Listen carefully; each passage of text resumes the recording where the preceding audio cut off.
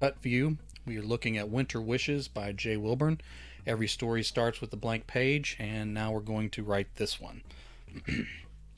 All right, I got a few notes down, so I'll be copying a few things because there's a couple elves in this story, so I had to make up some elf names real quick.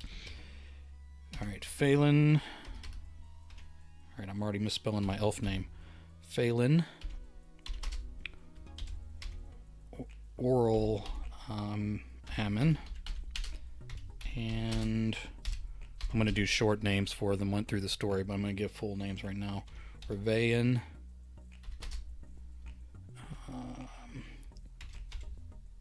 Ralotaurus. Were the elves. Alright, were the elves assigned to the eastern side of Bond Street. Bond Road, from the cul-de-sac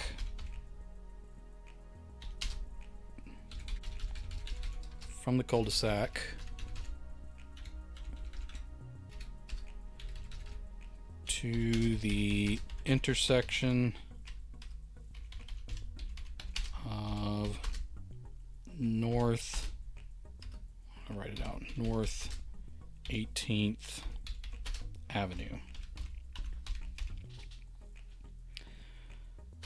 That Christmas Eve and early Christmas morning.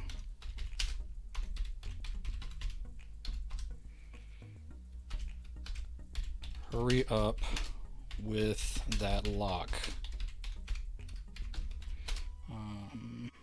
Let me have them say their names here, so we go with short names. Faye said Ruvayan.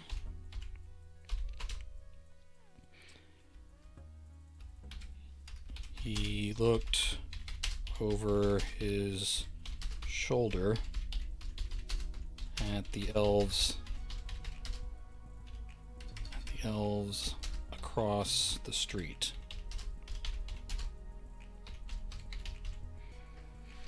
I don't want to, no, you can interrupt anytime. I don't want to interrupt your workflow, but I was wondering if you had any advice on how to plan a short story. I never know when one is done and tend to want to turn them into novels. Yes, and I used to joke for a long time that I was, instead of writing short stories, I was writing rambling medium-sized stories. And the biggest thing is going to be the least helpful, I think, in terms of what you're hearing, and that is that you kind of have to keep writing short stories before you get a feel for how long they're going to be. So it's almost like the advice of, well, how do I write like a really good steampunk story? And the answer is, well, you got to write several kind of bad steampunk stories and kind of get a feel for what you're doing wrong, and then work your way into a good one. So short stories are kind of the same thing. Writing them on stream, I've gotten to where my notes tend to be just like names and a few items that may show up, so I don't have to think up those details. But then I'm just kind of pantsing it. I'm just making up these stories as I go, and then doing a lot of fixing and editing. In terms of trying to plan a story so that it doesn't ramble, it helps if you kind of know the beginning and the end. So I find that if you kind of figure out where you're going to start and where you're going to end, that's good. And then if you kind of, I find that it helps if I think up a story idea and then kind of let it percolate for a little while. So if I kind of make up the title sometimes and attach the story idea to it, and then just think about it for a while, I can kind of figure out where it's going. And if you need an outline, like if you tend to ramble and you're trying to keep yourself on track, it may help to do story beats. So you kind of figure out where's the action. And then when you get to the editing phase, sometimes that's when you can get a story down to the right size. And the best advice I heard was from a friend of mine who is a publisher and has rejected a number of my stories and accepted a few of them. He says that the best place to start editing is usually from the beginning. So you read the first paragraph and you say, is this paragraph important, or could I cut it? If you don't need it, you cut it. And you do that to the next and the next and the next. and you keep going till you get to that one piece you could not possibly get rid of. Now, any backstory or other stuff like that, you can move into another part of the story if you lost it in a paragraph. But he says the place that a lot of authors mess up is the beginning. Like, we spend too much time kind of getting into the story, and then the story really begins 5-6 paragraphs in, and he says that needs to be your first paragraph. So those are kind of the guidelines, I guess you'd say, to kind of figure out how long a story can be. Now, of course, a short story being anything from flash fiction up to 5,000 or even 5,000 or even 10,000 words, that's a huge difference. So some stories require that bigger space, and then some benefit from brevity, and you just kind of have to figure that out. Also, I find that it helps not to be fearful. The idea that if you mess up a story, there's nothing stopping you from rewriting it or trying the same idea again a different way. So, like back to the beginning of what I was saying, sometimes you just kind of have to get a feel for writing the stories, and then figure out sort of where you're doing the good stuff. I guess you'd say. So, I hope that's helpful. All right, back to our little elves here, and again, anybody jump in at any time. I don't mind being interrupted. That's the point of doing this stuff on stream. Hurry up with the lock, Faye, said Ravine. He looked over his shoulder at the elves across the street. They're already halfway down the block. Calm down, Rov. Alright, now we can use their these sort of shortened nicknames for them. I don't have to write out the whole fancy elf name I came up with. Calm down, Rov. Faye. Alright. Faye. Calm down, Rov. Faye continued to pick the lock on the Dulcer. Dulcer family's house on the corner. Will be done before anyone wakes up. That's all that matters.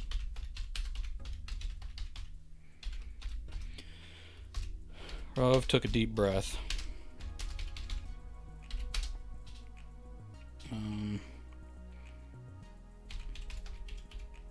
He adjusted his red hat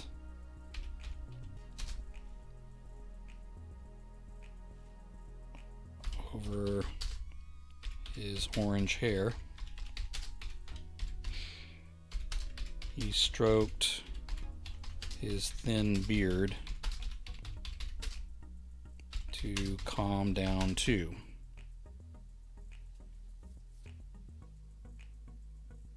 Is the point of this story to sort of subvert cliches? That's the vibe I'm getting right now. Kind of, yes. And there's something it's building towards. So kind of first half is going to be a little bit different than the second half, but we're going to build into that. So that's a good catch there. He stroked his thin beard to calm down. It was coming in patchy. Beards were more of a dwarf thing.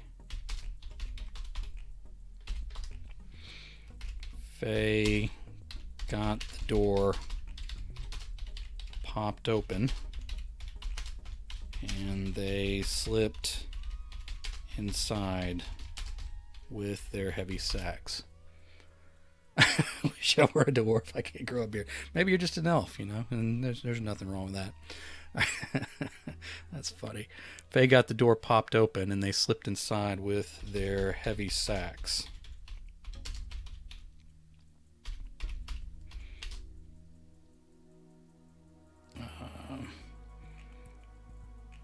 Faye...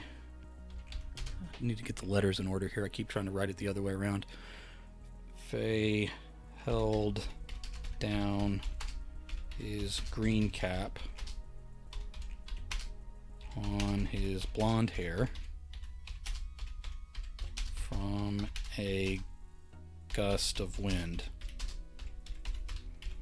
He grunted under the weight of the presence. Everyone wonders how the big guy gets all the toys delivered in one night while we struggle to get everything distributed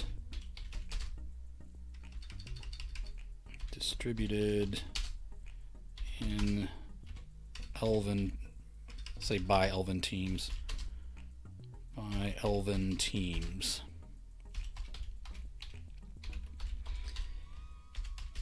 Get it all out of your system.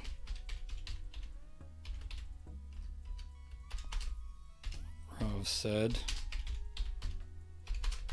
he'll give you a worse job if anyone hears you complaining when we get back. Alright. Let's get some toys distributed. I wrote down a few things here.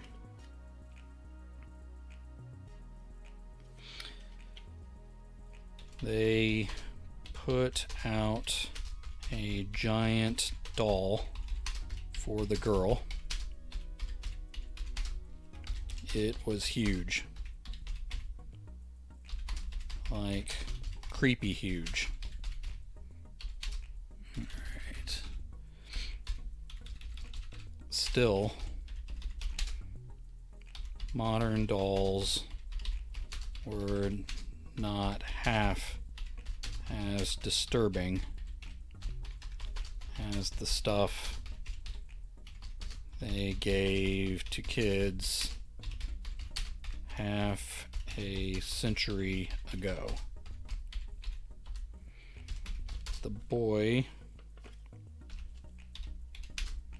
got a Back to the Future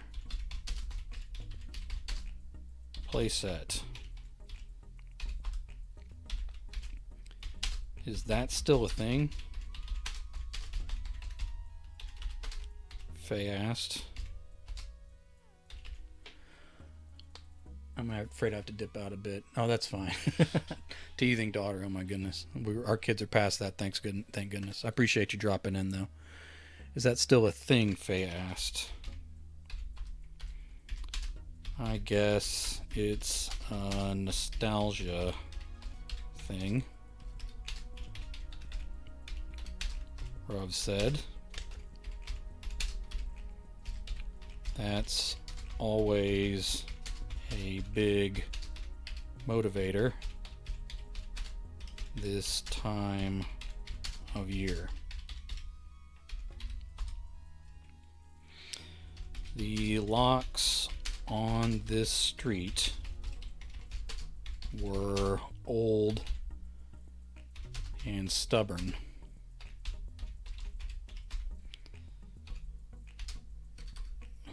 But they got them open.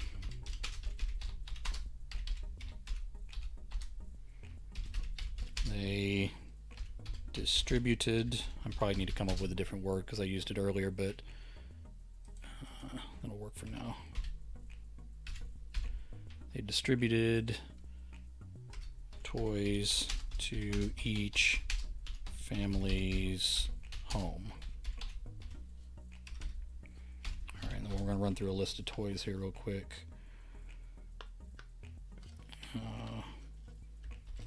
Frog Baby.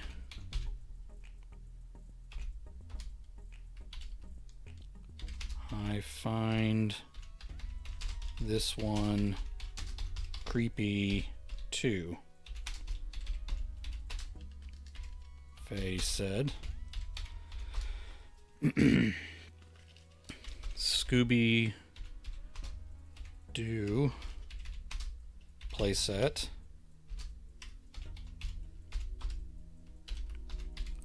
More nostalgia, Rav pointed out.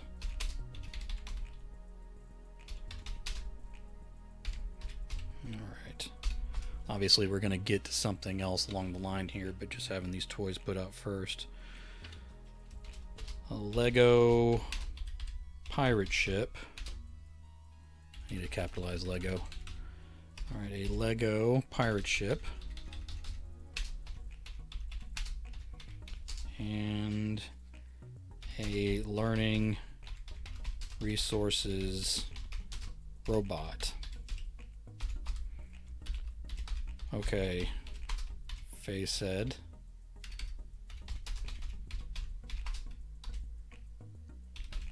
These are pretty cool. Alright. They finished off the street.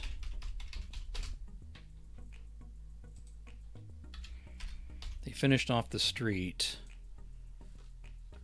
with a Crayola Build-A-Beast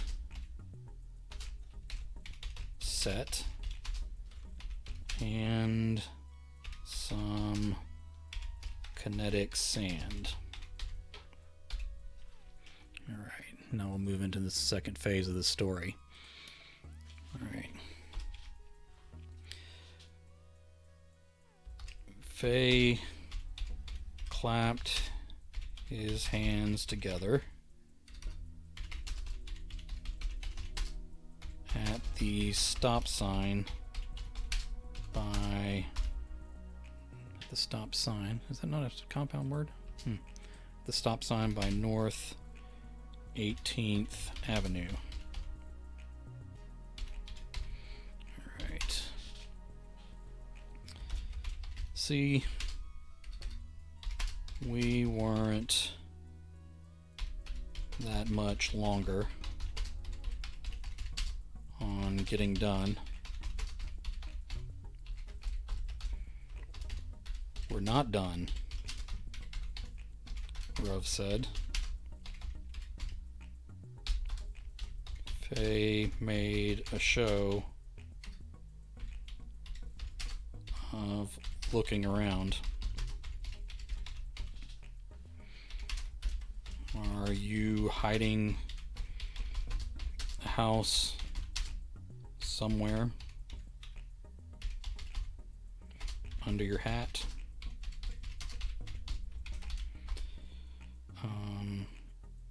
Rav pointed up 18th. We've got this side of North 18th too. What? Faye turned in a full circle.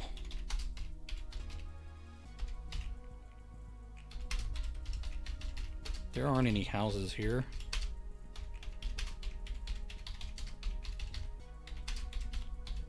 It's all businesses. We don't do corporate. We're only residential.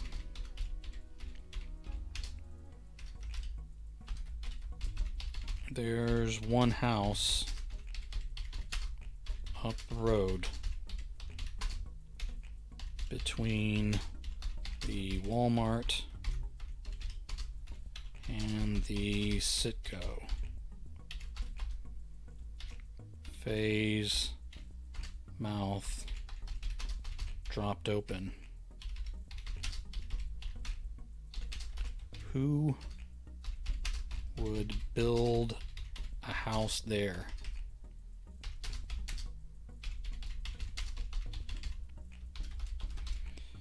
It was built a long time ago.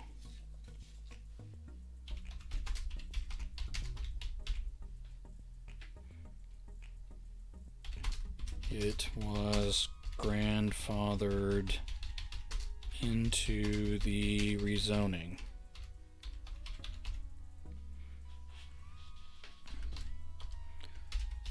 That's a long walk to the Walmart.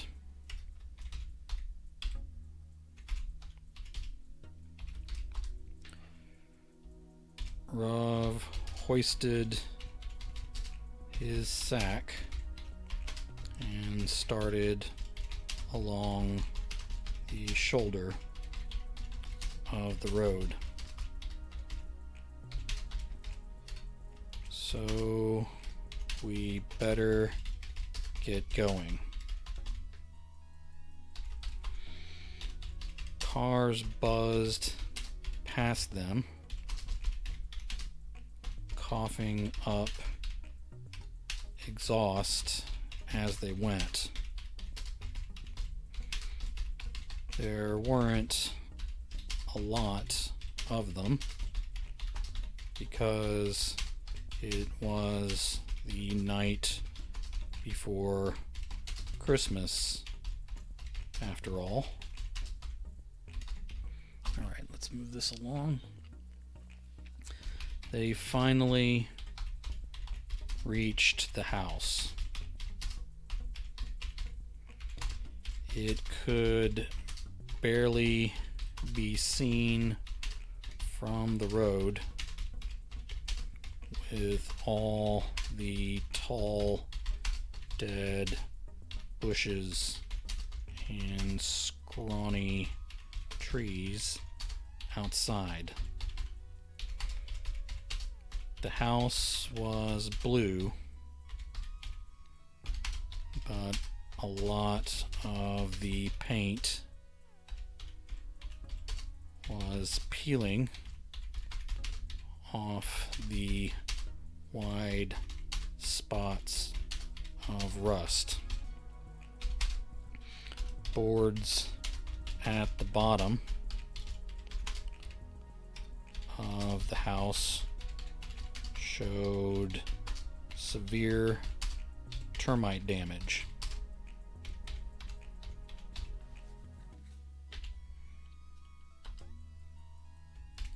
Rav opened the chain link gate, but Faye grabbed his shoulder. Hold up. Who lives here? It looks abandoned.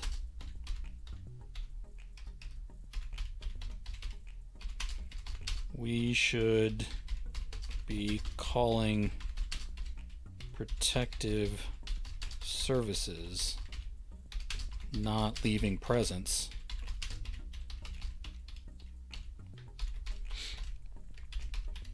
Only one guy, Rav said.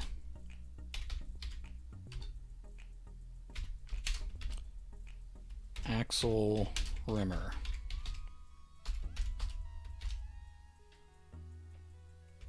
Is that... Wait. One guy? Is the kid living alone? No. Axel is 50.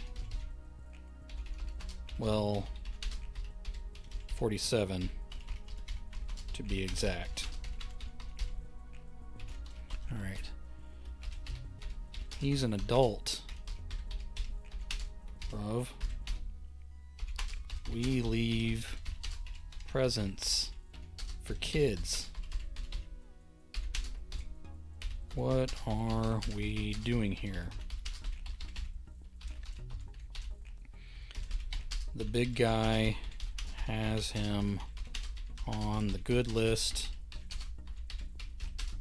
and wants us to find a present he will like.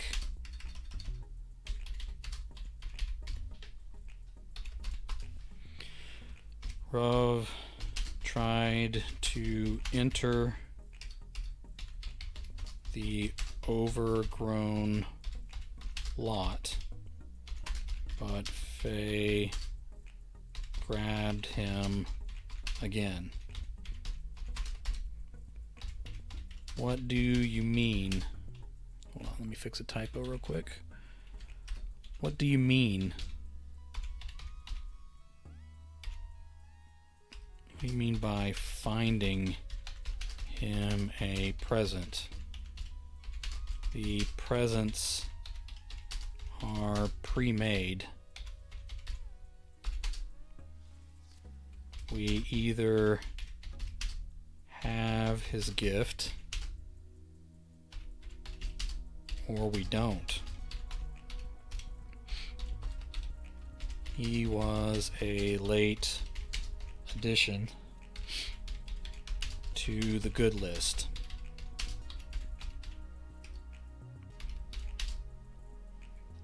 Rav said, we need to find something. I guess it's good we have a bunch of old school nostalgic presents this year.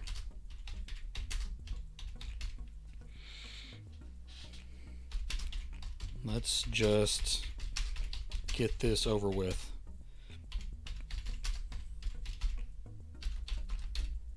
We need to do it right, Rav said. The big guy is still angry about what happened with Twitchy last year.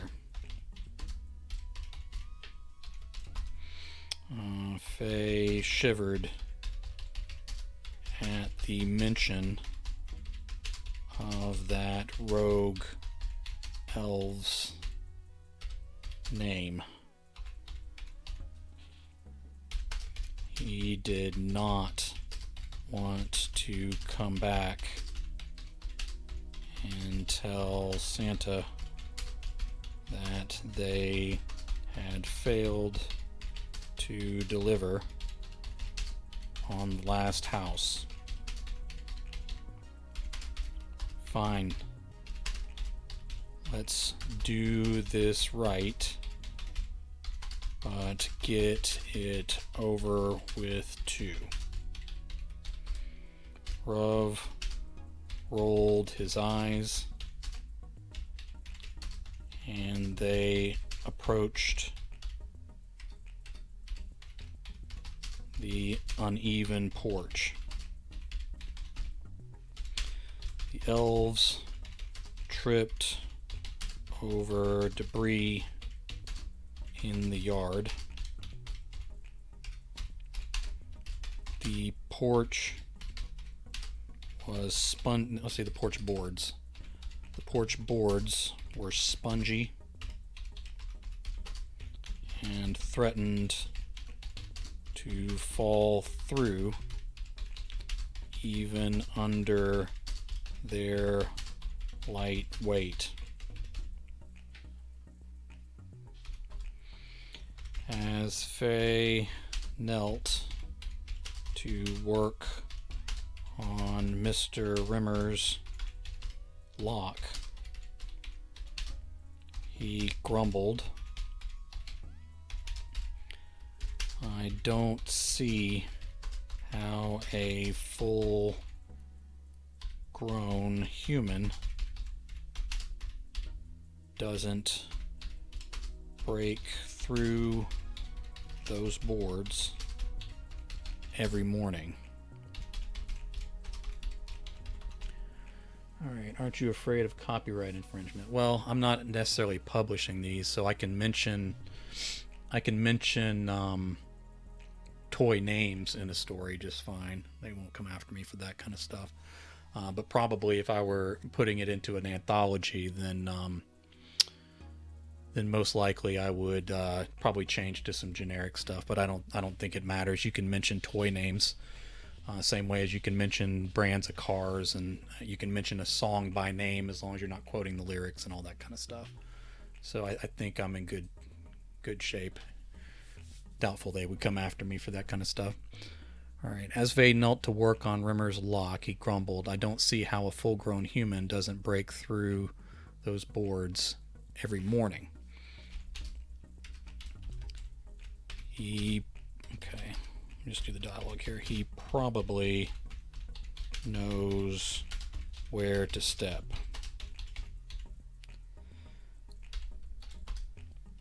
There was no lock.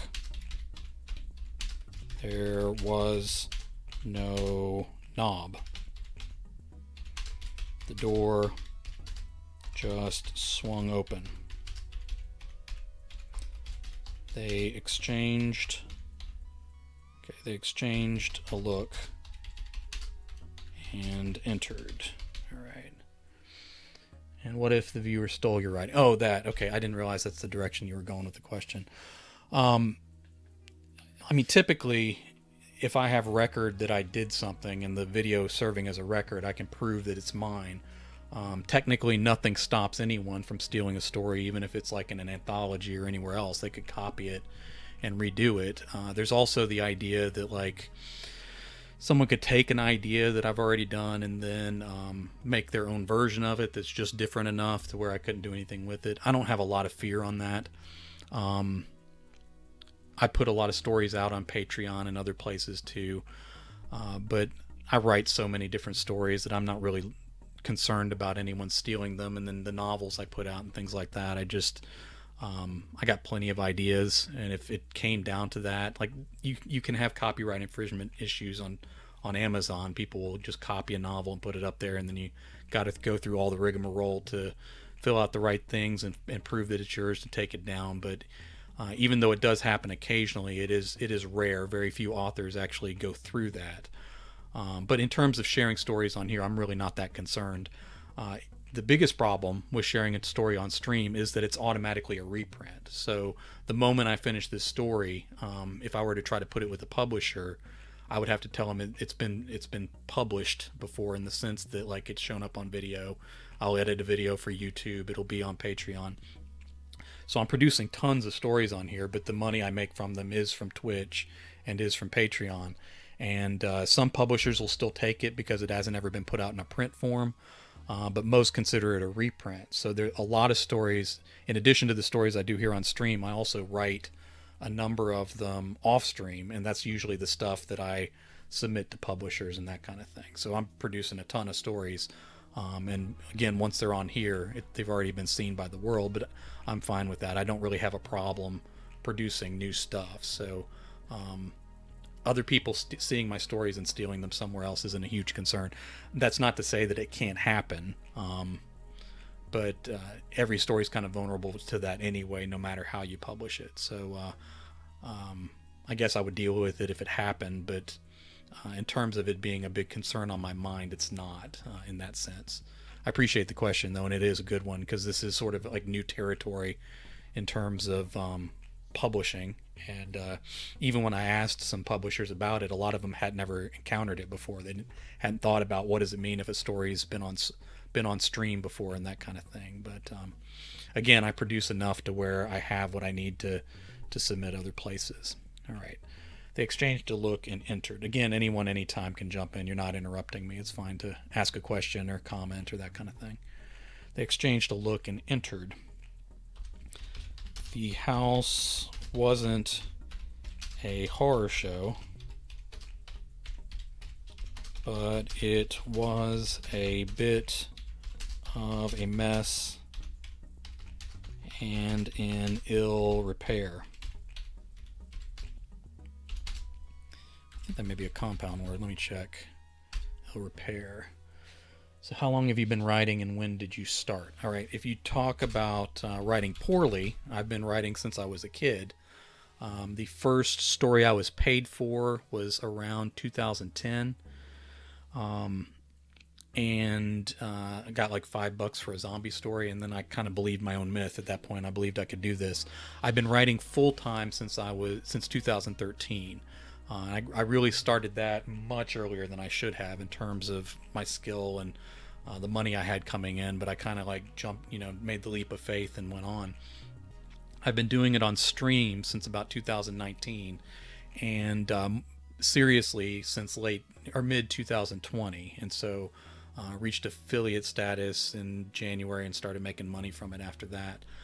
Um, so been writing pretty much all my life and professionally since about 2010, and full time since 2013.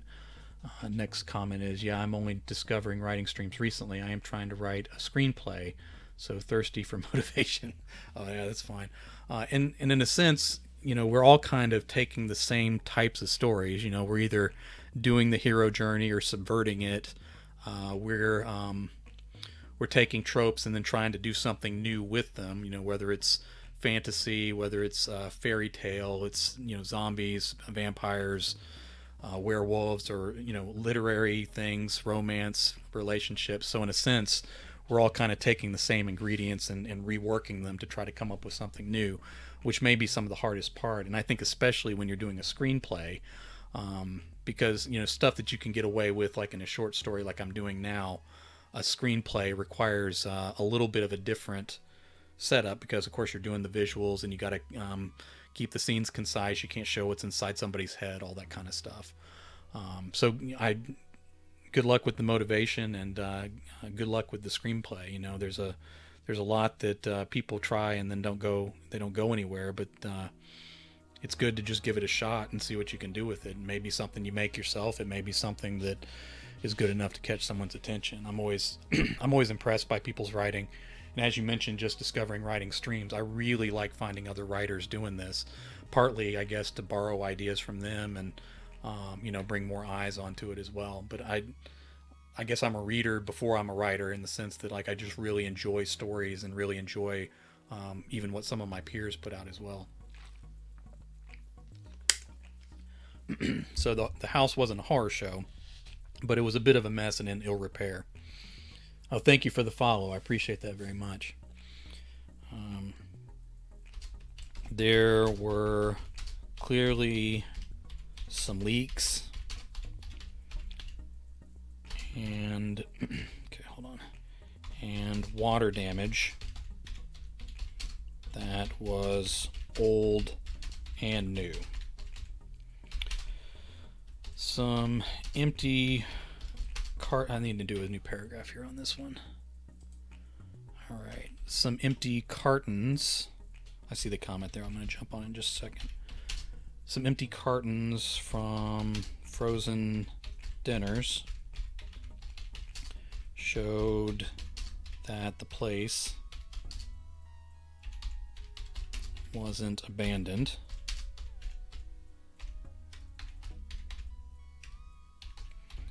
A bluebird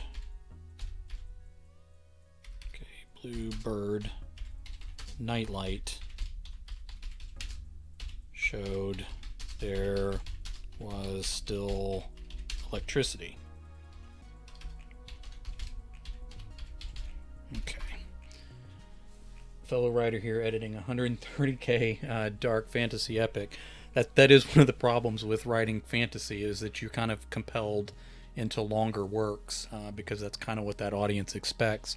And I love reading fantasy epics. I prefer writing fantasy short stories just because the scope is so big. I've ghostwritten some fantasy epics, and just in terms of, you got a big cast of characters to keep track of. You got certain rules that you follow in order to keep the audience engaged and all that kind of thing. So I'm not sure if it's the hardest kind of writing there is, but I guess it's one of the kinds of writing that impressed me the most, because it's one I can't do as well as other people did. So good luck with that, and congratulations on working on something that big. All right. Yes, I'd like to make it longer, but if I want a traditional publication, less likely to get anyone to take a chance on a new writer, most likely will go for self-published. Yeah, that is the thing. It's funny that I kind of think in that in terms of that like the audience expectation and then what publishers want don't always match up, and that may be especially true in fantasy. I know when I was ghostwriting fantasy stuff that the publishers had a lot of rules about what could be included and what couldn't and what they wanted. And I think that's true in every genre. Every genre audience has its expectations. And then you as an author kind of have to decide, how you operate under those expectations. Yeah, longer works, no matter what genre, but longer works, you kind of have a challenge to get someone to take a chance on you, and especially if you're going through a traditional publishing route, which isn't a bad way to go. I know the gatekeepers kind of, I think they keep out more than they should. Obviously, they need to filter in terms of quality, but some of the best stuff I've read, some of the most daring stuff, some of the stuff that did something new was self-published or indie published because those authors took a bigger risk. Now, of course, anybody can self-publish, so you kind of have to search for those diamonds in the rough kind of thing. But yeah, I do think that it may be a little unfortunate that traditional publishers kind of rein in some things that are actually pretty good. And like you said, being a new author, they're not as willing to take a chance if you made it, 150, 200 or that kind of thing. But if you can operate under those restrictions, it's not a bad idea to go that way. Do you utilize beta readers? I went the Goodreads route, but little interest there. I've thought about Fiverr next. I do utilize beta readers. I know that there's the paid beta readers as well, and I actually did some of that as a ghostwriter. I was doing some beta reading for money, but like a lot of authors, I do the free ones. Friends of mine that'll go through, and then sometimes depending on genre, not so much with short stories. I just kind of produce those quickly and kind of let publishers tell me if they're any good or not. But in terms of novels, I always use some kind of beta reader, and it can vary depending on what type of story it is. So I have particular beta readers that I know that I'll use for certain things. No disrespect to other authors, but I usually avoid fellow authors as beta readers. I'll use them sometimes to just kind of get an idea if a story works, but a lot of times I find that readers who don't write can sometimes make better beta readers because as authors we kind of we read as readers too, but we also kind of have this meta level where we go up above and kind of look at the story in a different way, which can be helpful, but sometimes that gets in the way of actually finding out how readers are going to respond to it. So I tend to go with heavy readers but avoid fellow authors with beta reading because I kind of want to get outside my bubble to see if a story works. Wait, are you writing one entire story in one stream? How many hours and how many drafts? Okay, I write entire short stories in a stream. I go from beginning to end. So a stream for me, especially when I include the other, like I'm going to edit a story on this stream, I'm going to read one that's already finished. I typically run between 2 and 3 hours. Sometimes if I'm getting some interaction like now, it'll go a little longer than 3 hours, which is cool because a lot of times that biggest interaction comes 2 and 3 hours into a stream. But in terms of just the sitting down to write the first story, it'll typically take me between an hour, hour and a half, sometimes 2 hours, depending on how long it is. So I've done between 3 and 5,000 word stories on stream for a little over 2 hours. Usually it'll take me, sometimes closer to 3. But yeah, when I sit down for a stream, the first draft of a story I'll write from beginning to end. I don't think this one's going to be as long as some of those, but I don't know yet. Once we get into some of the action, we'll see. Yes, definitely want to find someone to read the story as a reader versus a writer. Yeah, it's good. That again, not that authors can't be good, and especially if you're really kind of in the weeds and trying to dig out the mechanics of something, an author can help out with that. But there's a purity to the eyes of a true reader who doesn't write that can kind of tell you, okay, some of these things are cute in terms of writing skill, but they don't work for me as a reader, and that's kind of the feedback you need. But yeah, beta readers are always a great idea. especially in the longer works like what you're talking about. They're not bad for short stories either. I just don't use them as much unless I'm really lost in a story. I had heard of a quote which fits this context of feedback or writing. Well, tell us what it is. All right. Bluebird nightlight showed that it was electricity. Which one of these is against this? Faye started digging through his bag. This all I got are little kid toys. This is a grown man. All right. 95% of problems the audience readers point out are valid. 95% of solutions they provide are BS. That is 100% true. Something along those lines. That is absolutely true, and I'm glad you brought that up because I've heard that from other writers, and I think it's true. So the idea behind that is that usually a reader can tell you what's wrong, but they can't really tell you how to fix it.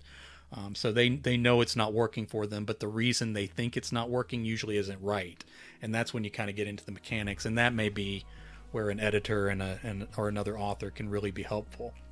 Any story I do, even if I'm self-publishing it, before I put it into a work that goes online or any of those kind of things, I put it through a professional publisher.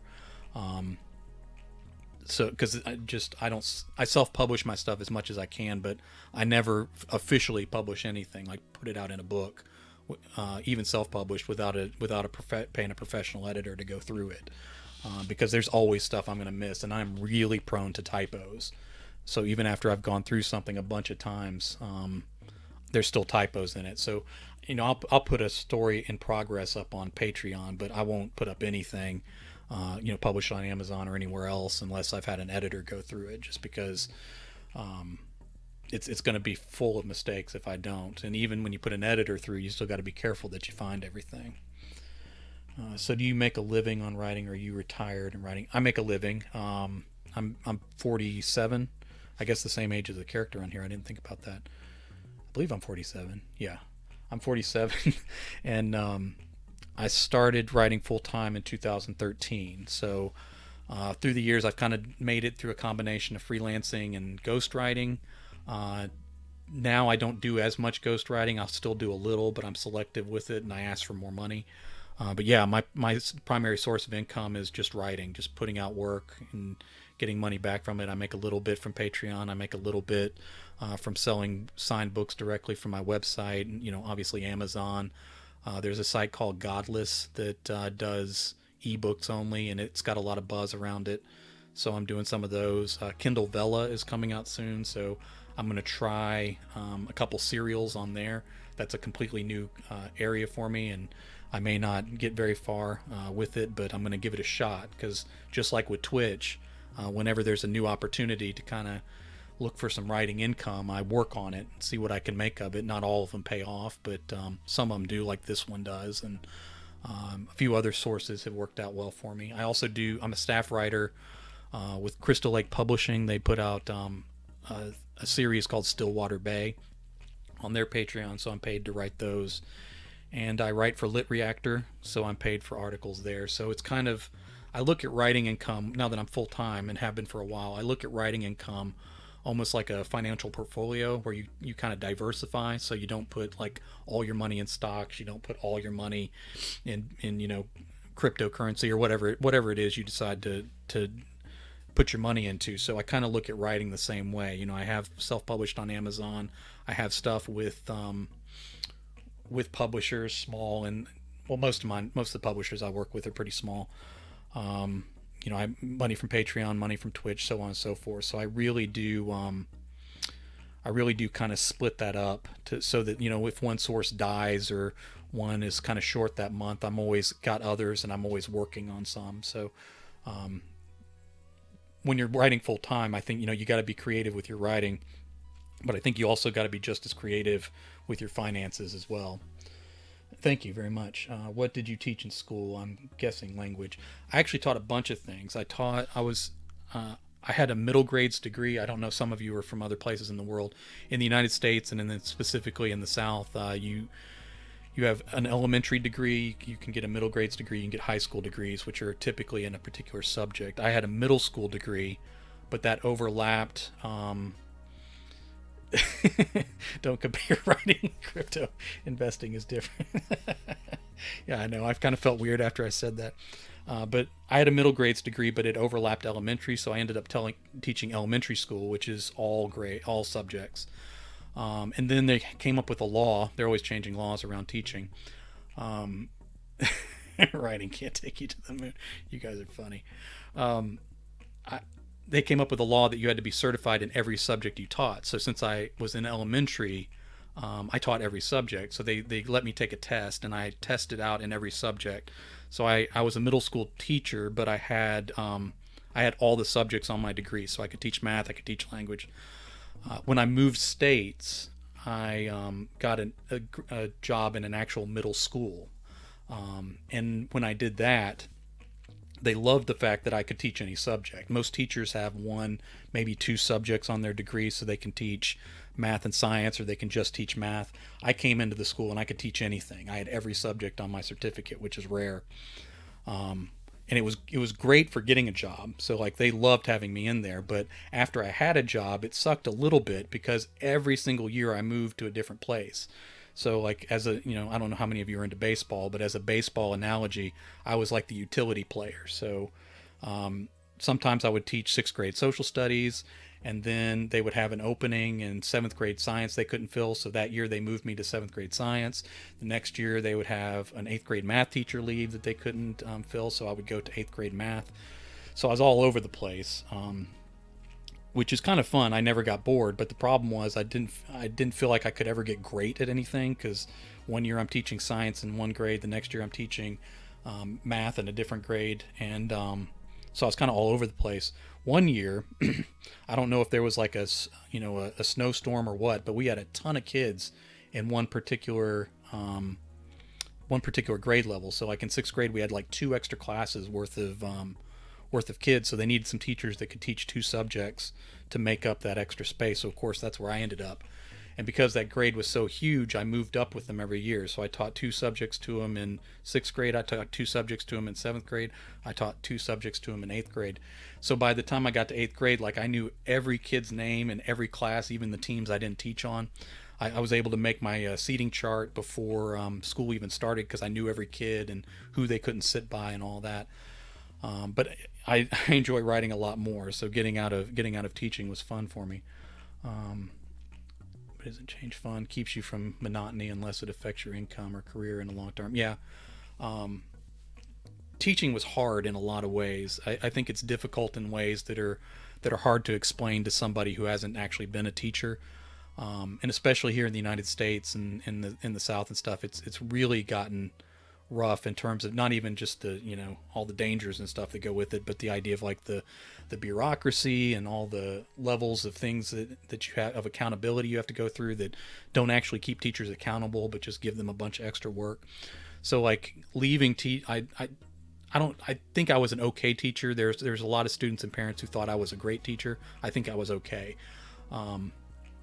I treated people well, so that's kind of how I kind of got a reputation for being a good teacher, I think, was just being kind. But when I stepped out of teaching and went to full-time writing, it was almost like a breath of air. All the pressure that comes with teaching and all the extra work and stuff, suddenly being like able to just do writing, which I love very much, was a lot of fun. So I have a lot of respect for teachers just from the standpoint of having done it. I know it's really difficult to do well. All right. And again, anybody can jump in at any time. Don't feel like you're interrupting me. I'm just going to keep going with the story in between when we talk. Faye started digging through his bag. All I got are little kids' toys. This is a grown man. Rav said, yeah, this is going to be a tough one.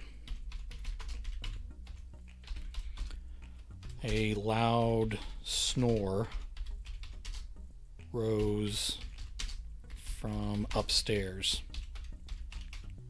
All right, a loud snore rose from upstairs. It was definitely, okay, let's spell this right, definitely an old man snore.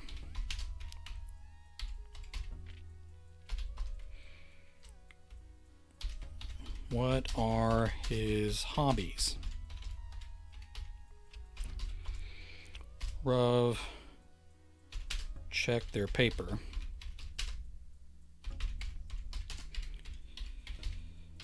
He used to be a biker before the accident.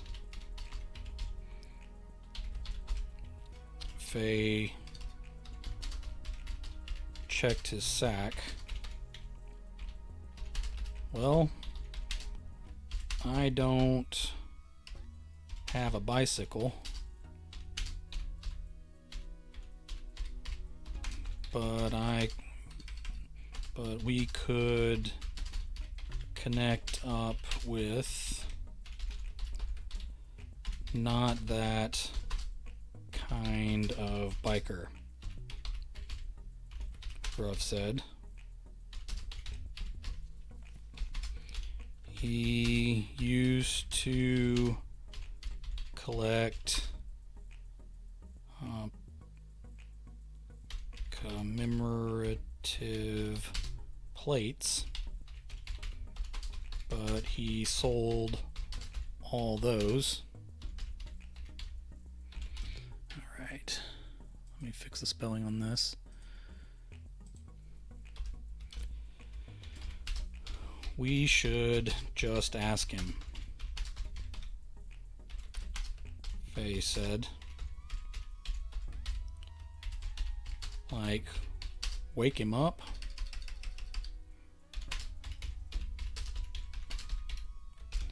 You know that's against the rules.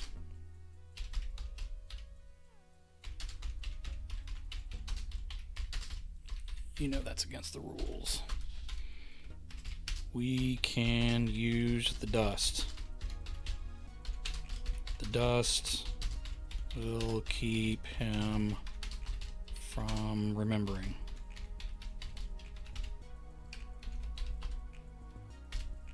Ruv shook his head. The dust is just for emergencies.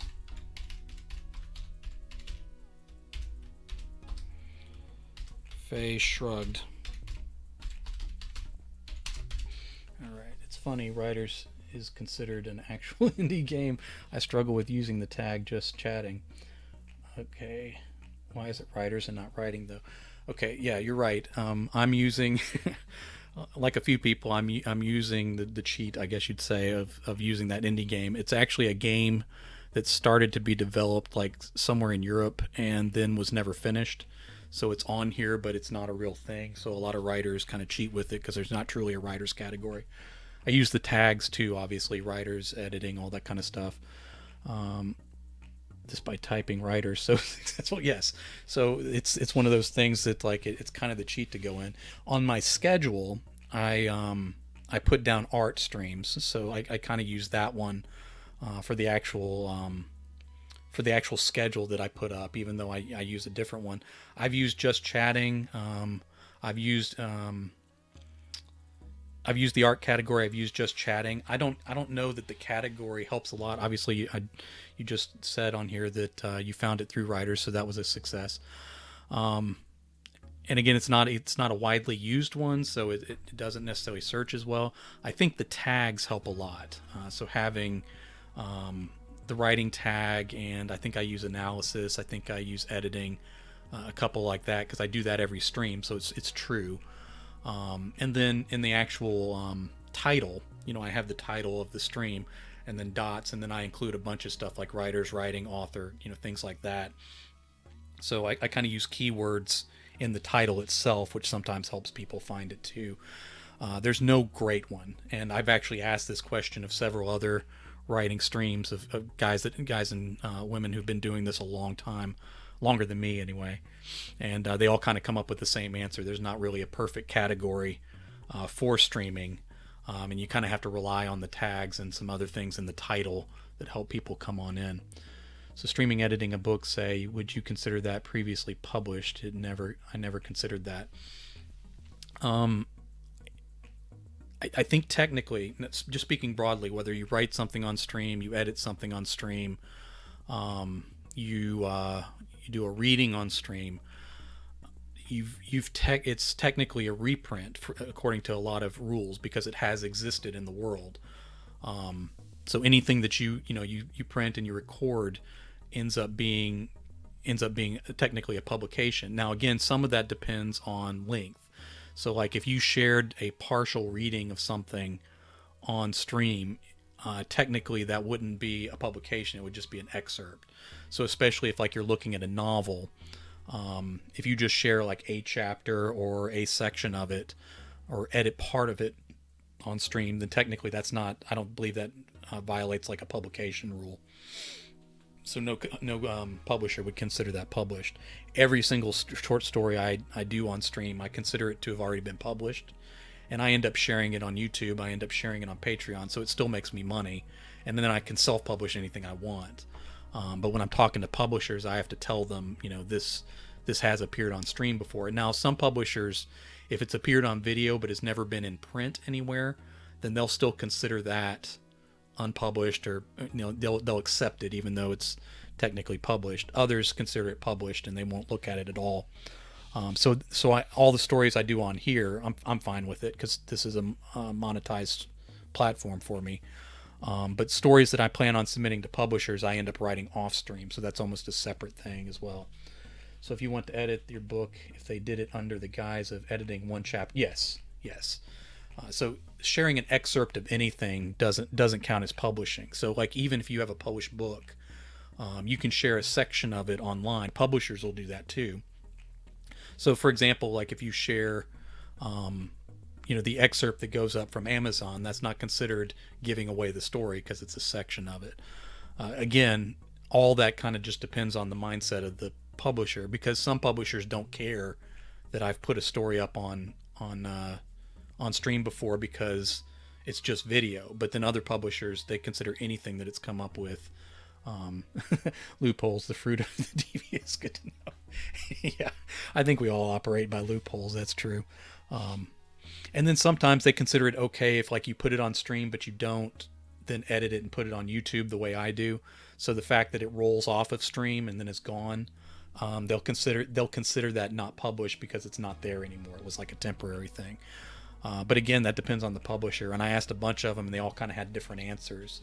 But the easiest answer is that once it's on stream in its full form, it's considered published at that point. So yeah. Now again, like I've just decided that I'm pursuing Twitch as a money-making platform for me, so I commit to do new stuff on here just so I'm giving content that's worth it to people that support and that kind of thing. All right. Again, feel free to jump in at any time. You're not interrupting me. I'm cool with stopping to answer questions or talk. All right. The dust is just for emergencies. Face shrugged. This guy was a last-minute addition to the list. We can't be here once the sun comes up. It's kind of an emergency.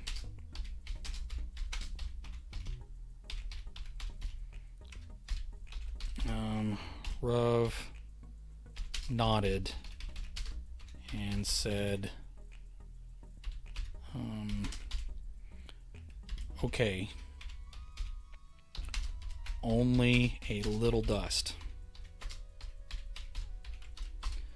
All right, I think the idea of writing a whole book on Twitch could be interesting. I do too. Then just self-publish for anyone interested. Yes, albeit distracting here and there. Yes, I'm actually in November. I'm going to do my NaNoWriMo book on stream. So I'm probably going to look at about 2,500 words a day, and then I'm going to try to be done in 20 days. So like if I fall short or that kind of thing, I have a couple extra days. But doing it on stream, I probably won't fall short. I'll just push to the 2,500 words each day. So I'm looking at like a real like action horror kind of thing that I'm gonna do on the stream, and yeah, just put it on there each day, publish each piece that I put onto Patreon, and then just get it edited and put it together for a platform like Godless that puts out ebooks. It has a pretty good audience, and something like that would be good for that site. So I kind of have a whole plan for it that makes it okay that it's appeared different places. And in terms of something that's been on Twitch, you look at even if you're huge person, there's only a certain number of people that are actually going to see it while it's on Twitch. So like you put it out there in the world, and you got every other human on the planet. So I don't, this of course is personal. We're not talking about the legalities of reprints and stuff like that. I don't think you lose anything by sharing something on Twitch or on Patreon or other places like that and then sharing it somewhere else. I've had people that I've shared stuff on Patreon and then published it, and they went ahead and bought a copy of it as well. So they'd already read it. It's already available to them, but they bought the book anyway just to get it all in one place. So I in terms of audience, it's my personal belief, of course. I don't think you lose anything by doing stuff on stream and then publishing it, self-publishing it somewhere else too. There's obviously overlap in the audiences. People who are following you are the people most likely to buy it. But yeah, I think you're not losing anything, and if anything, you may be just producing publicity for yourself. So I think in terms of streaming and everything else, like writing is just in this whole new place of where it's kind of evolving. And I've always kind of felt that like writing kind of trails behind other media a little bit. So the fact that when something's invented in technology, in media, and they start doing visual media with it first, like TV shows and movies, the writing industry kind of comes a little bit behind it. So, the fact that we have streaming services and subscriptions and all that kind of stuff, I kind of feel like that's the direction that the writing industry is going to go eventually, which is part of the reason why I moved on to Twitch in the first place. So anytime I'm trying to figure out what's next, I kind of look at, what's happening with television and movies, and then how would that apply to writing. And that's kind of where I sort of look and say, okay, this platform kind of looks like what they've done with TV and movies, so this may be the next thing with writing. And so that's one gauge I use to kind of figure out what things I should get in on early. Okay, Ruv nodded and said, okay, only a little dust. They climbed the stairs, listening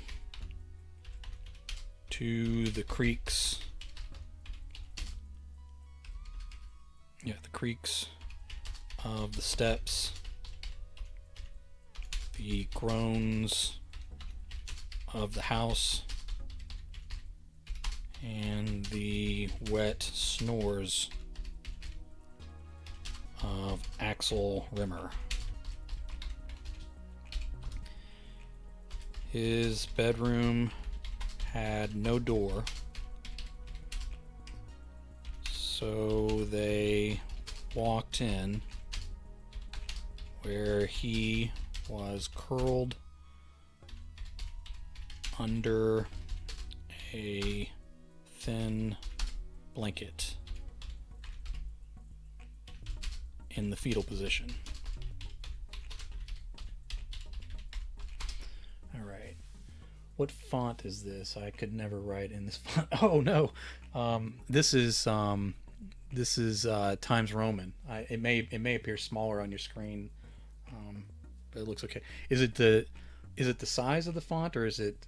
Oh, in terms of font size, it's 12 point. So I don't know if that's what you mean. I got like a really big screen in front of me, so like part of the light, I have lighting around me as well, 3-point lighting, but I also have light from the screen coming onto my face as well. So I guess 12 point looks pretty big on my screen. It may be smaller on yours. Courier new for the win. Yeah. The funny thing is that anytime my computer updates, it wants to switch me back to Courier New. Like that's the font it wants me to write in. But I've done Times Roman forever, and some of that is just the habit of like certain publishers that I was working with early on. That's what they wanted, so I just got in the habit of doing that, and now it's like I guess whatever you get used to, that's the right way to do it, and everything else looks crazy. Size, style, spacing, I don't know, but I know I could never write with this. I'd be rethinking my whole life looking at this. Oh, that's funny. All right, we just get used to what we do. I know that Courier New reminds me more of like typewriter typing, so that may be part of it. It's just the fact that it has kind of that classic look. But again, this just feels normal to me because I've been writing like this for years. That's funny that font would throw you off that much, but it'd be the same with me if I turned to a different font. I'd almost be angry at the screen as I was trying to write. All right, his bedroom had no door, so they walked in where he was curled under a thin blanket in the fetal position. He looked like a giant. So he looked more like a giant than a baby.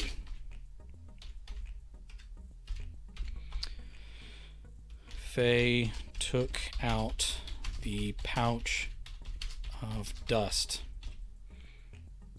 Okay, let me fix pouch and dust. I managed to misspell 2 words in that sentence.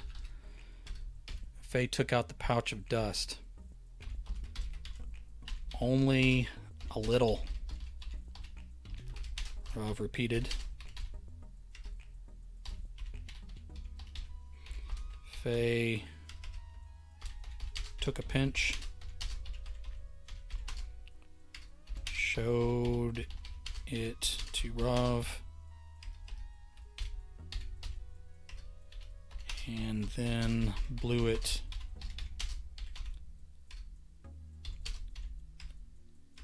into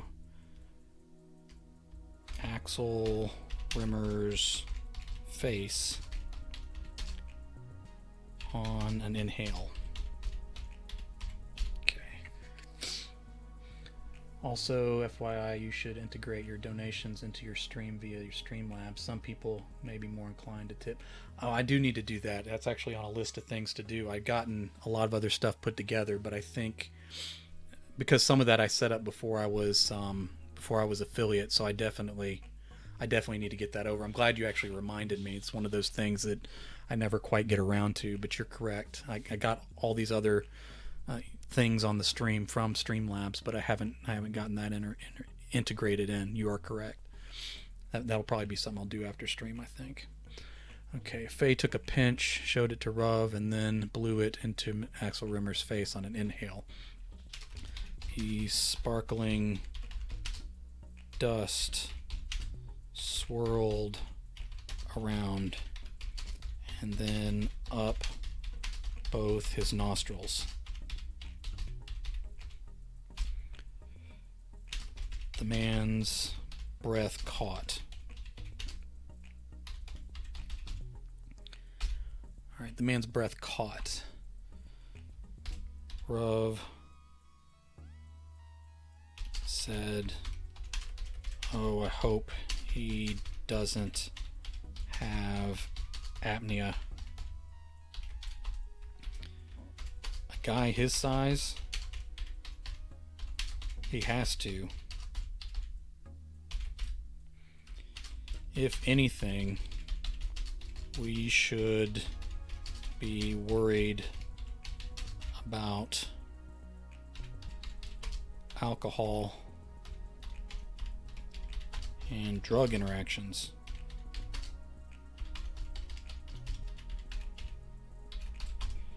Rav's eyes got wide and he checked the paper. He's clean now. Alright, he's clean now.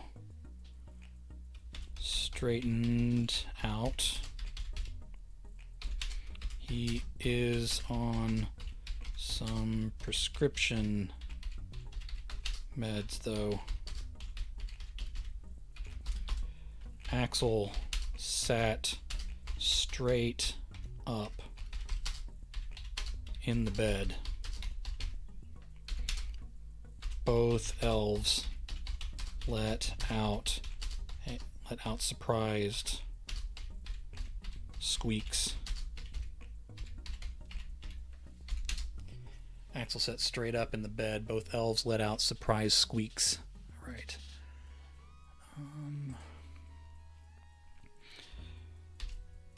Axel's eyes looked dull. His gray beard was smushed all up around his face.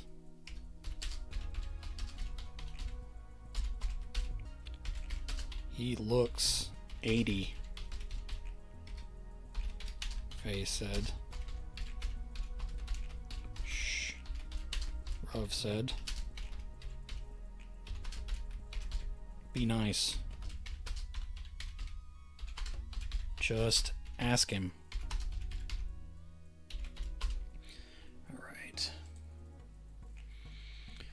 Alright, Shruv said, be nice, just ask him. Okay. Now, Faye cleared his throat and spoke, let's say articulated each word. What do you want for Axel let out a huge belch that was full of sparkles. It was full of sparkles, but smelled like death.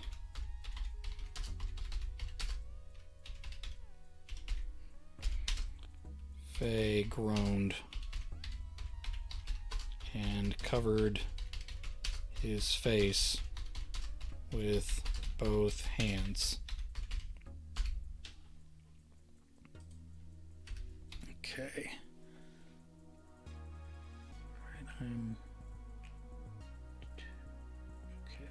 I'm writing the same scene for so long I'm stuck how to put it. It's just the first draft. I wish my mind had Hemingway mode. That's funny. I'd suggest moving on to a different scene. Come back to it later. Yeah, that's all great advice. Sometimes you just got to get into the flow of things. Also, just kind of not be afraid to get it wrong. You can always come back and fix it once the bones are there.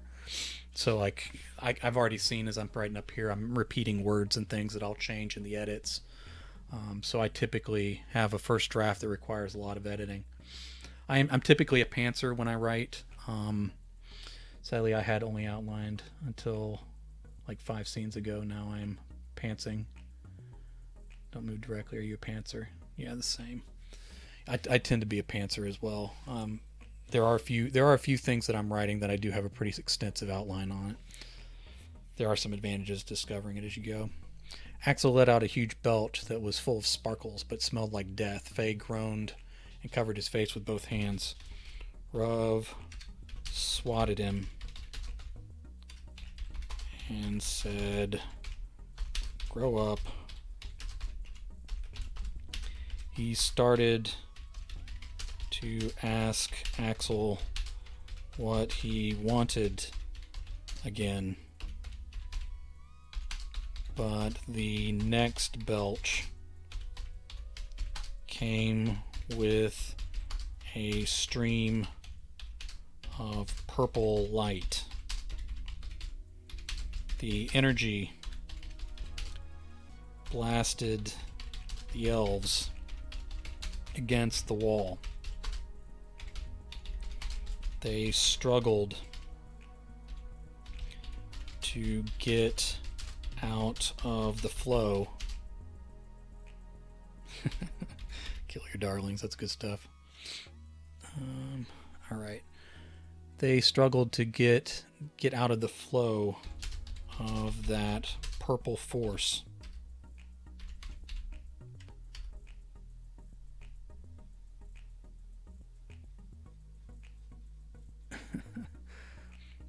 They struggled to get out of the flow of that purple force. Okay, let's do a new paragraph here. When they brushed themselves off,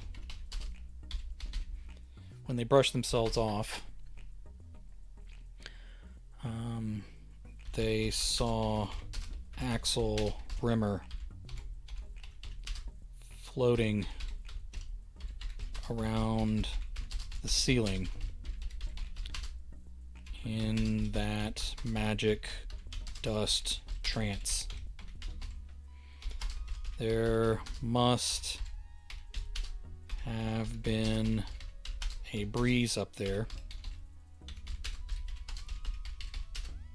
because he sort of spun in place before drifting into a wall and bumping off.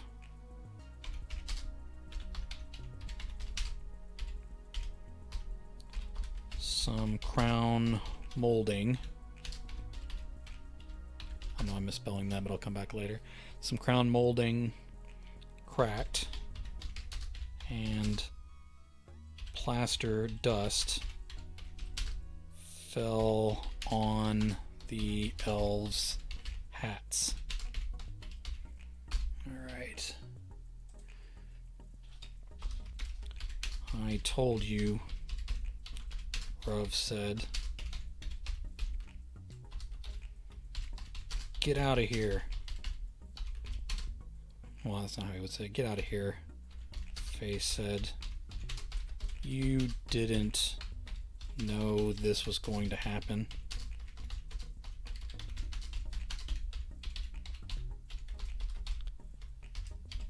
Doesn't matter. We need to get him down. He'll come down when it wears off. We can't wait that long.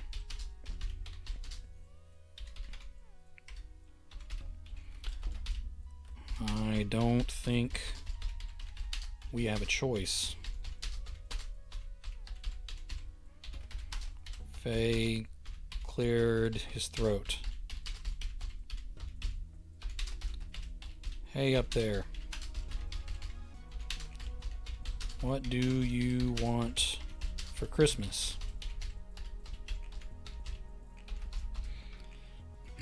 Axel blinked slowly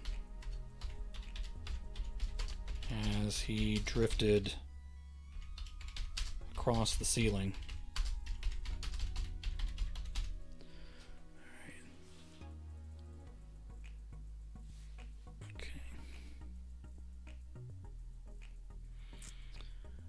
Alright, Axel blinked slowly as he drifted across the ceiling. When I was a kid, I had a farm set. I remember Faye stopped listening and dug through his sack.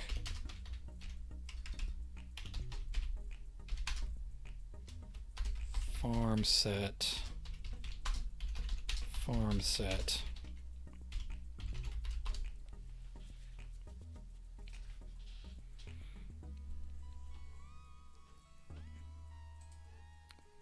Alright, Faye stopped listening and dug through his sack. Farm set. Farm set.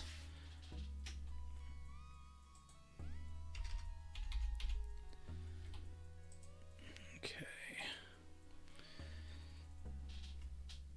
Rove to jump up and catch one of Axel's feet. He got hold of one sock and pulled it off, but didn't bring him down. Axel spun around faster. Okay.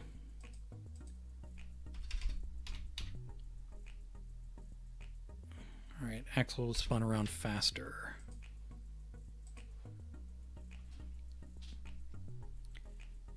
That, okay. I'll make a new paragraph here. That must have made him sick because he barfed up more purple energy and launched himself into the hall. Faye dug through Rov's sack. Farm set.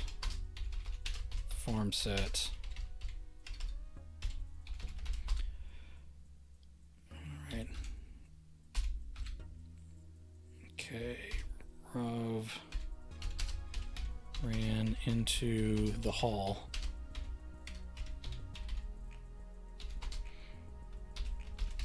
Help me before he flies out a window or through a hole in the roof. No farm set. Let me make that a period.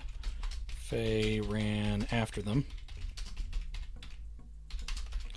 Ask him if he wants something else. Maybe a new house would be good.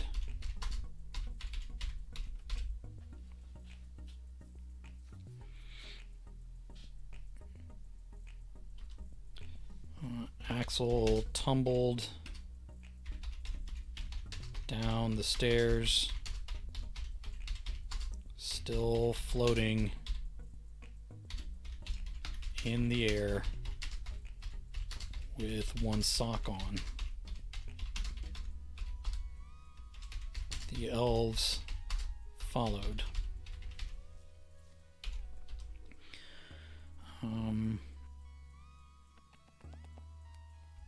Faye shouted,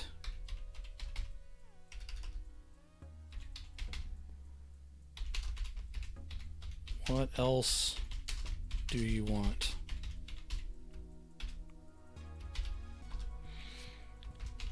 Axel came to rest on the floor.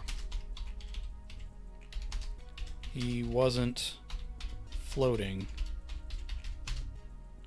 but still appeared sort of light, like maybe you could bump him back into the air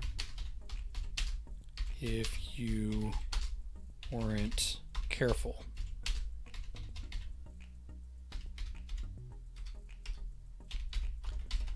I just want... Off to writing myself. Thank you, Eric, for being here. I appreciate it very much. It was a lot of fun having you on stream. Feel free to stop by anytime. I just want everyone to be happy, he said.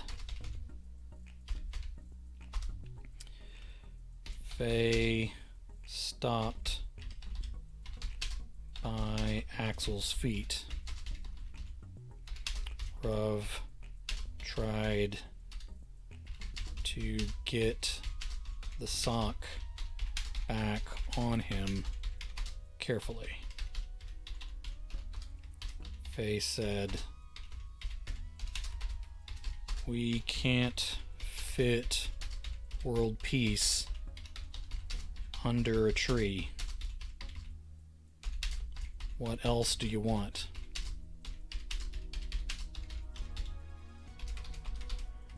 "I don't want anything.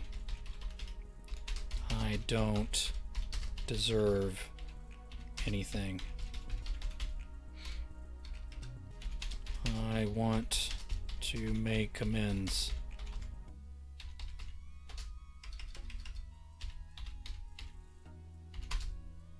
"But most of the people I wronged are long dead. I'm haunted by my unkindness." Both elves froze in place. Ruv only had the sock half on. Faye wiped his eyes. "I guess I see how he got back on the nice list. Everyone needs grace sometimes." Ruv said, "We can't fit that under a tree either." "We can't fit that under a tree either." Faye said, "What do we do for this guy?" Ruv scratched his fuzzy chin and finally asked,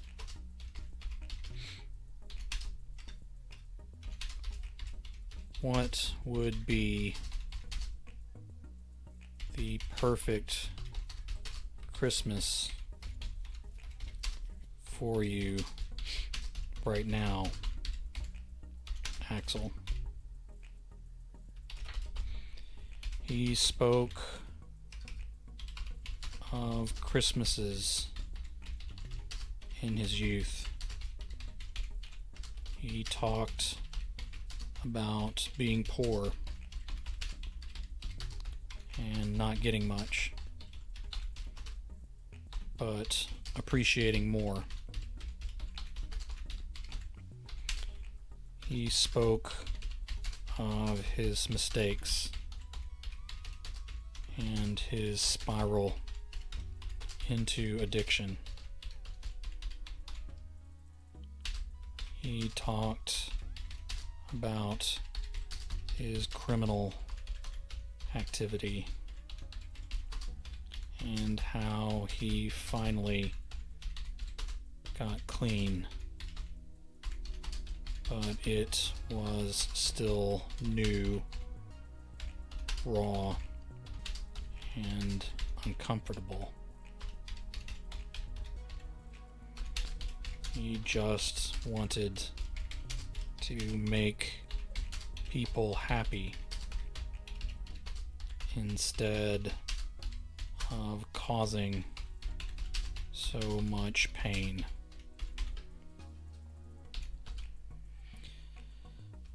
Ruv leaned over to Faye and whispered into his pointy ear. They both nodded.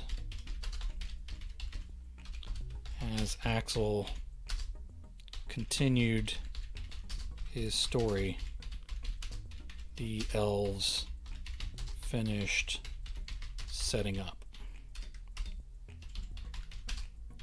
All right.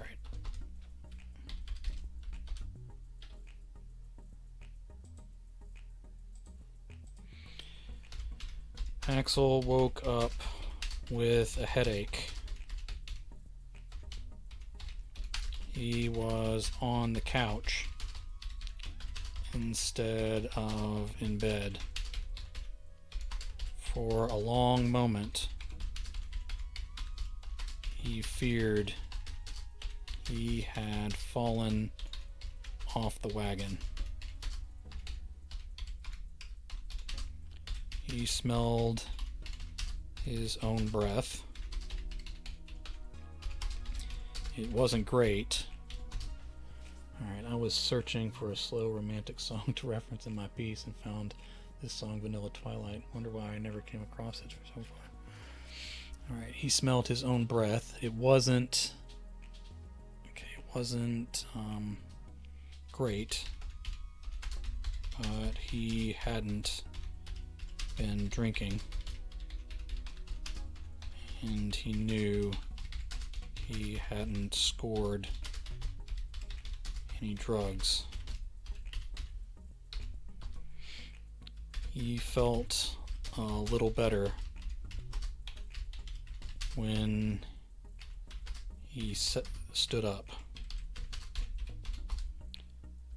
Axel froze in place. Alright, Axel froze in place. Let me spell his name right. Alright, Axel froze in place, staring at all presents. There were dozens of brand new toys laying around.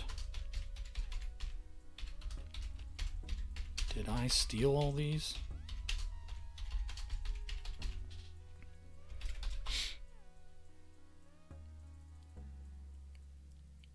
He rubbed his face, but then felt a note pinned to, the wrong kind of pinned to his collar. No, I use left. I'm left justified, but I'm using indents. All right, he rubbed his face. I don't know if you call it justified. I use the left orientation. He rubbed his face, but then felt a note pinned to his collar. Axel stared at his front door in fear. Front door is not a compound word. Front door in fear. Man, I need to get a lock on this place.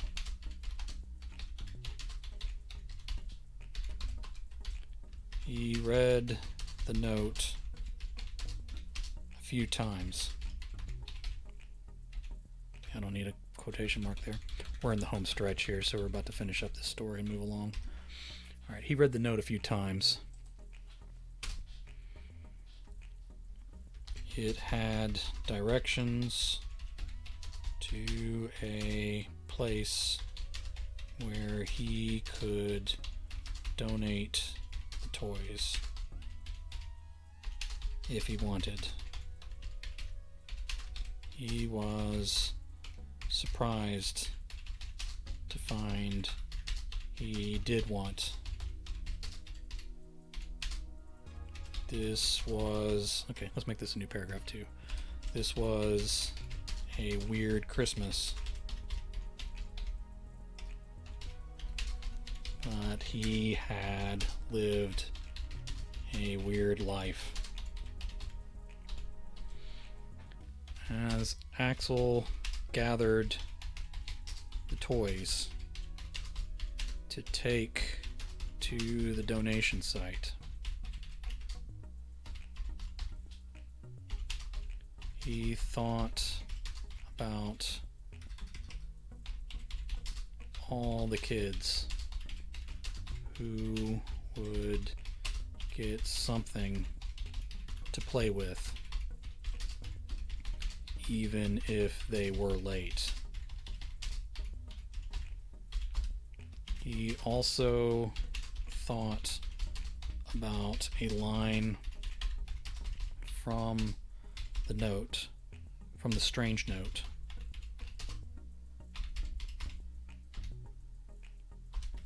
He whispered it out loud to himself as he walked carefully over the good boards on his porch.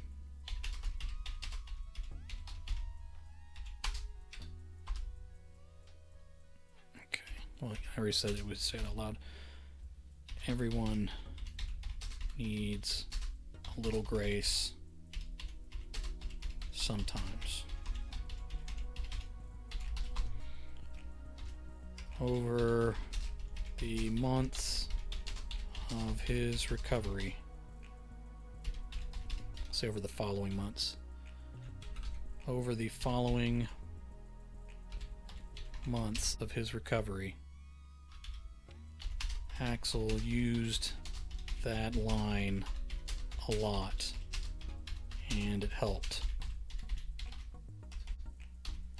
He never told anyone the details of that strange Christmas.